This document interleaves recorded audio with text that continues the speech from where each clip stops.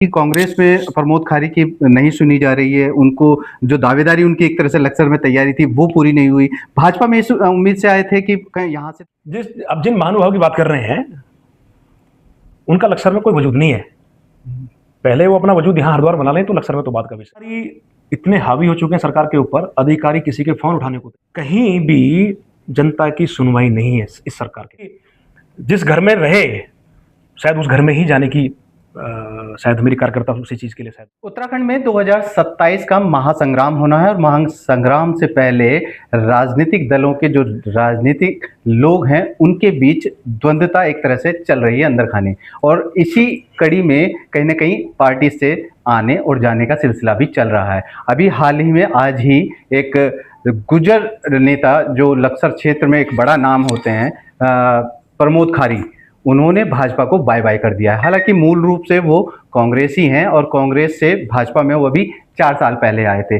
Party से नाता तोड़ने की वजह क्या है, अगली रणनीति क्या है, 2027 में किस तरह से उनकी भूमिका रहेगी, इन्हीं सभी बातों को लेकर मेरे साथ इस समय प्रमोद खारी जी हैं। खारी जी, सबसे पहले तो आपका स्वागत है।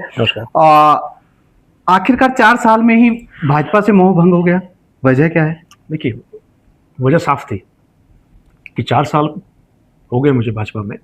जब मैं भाजपा में आया था तो मैं किसी लालच से पार्टी में नहीं आया था, ना किसी टिकट के लालच में था, ना किसी पद प्रतिष्ठा के लालच में था। मैं सीधा सीधा ये आया था कि यार जनता की सेवा करूंगा, जनता के काम करने हैं, जनता के मुद्दे उठाने हैं, जनता के हम लोग अपना काम करते रहेंगे सत्ता में रहते हुए। लेकिन हैरानगी की बात यह है कि पिछले 4 साल से मैं देख रहा हूं कि कहीं भी जनता की सुनवाई नहीं है इस सरकार के अंदर। ये मैंने देख लिया, बहुत करीब से देख लिया। अधिकारी इतने हावी हो चुके हैं सरकार के ऊपर, अधिकारी किसी के फोन उठाने को तैयार नहीं है।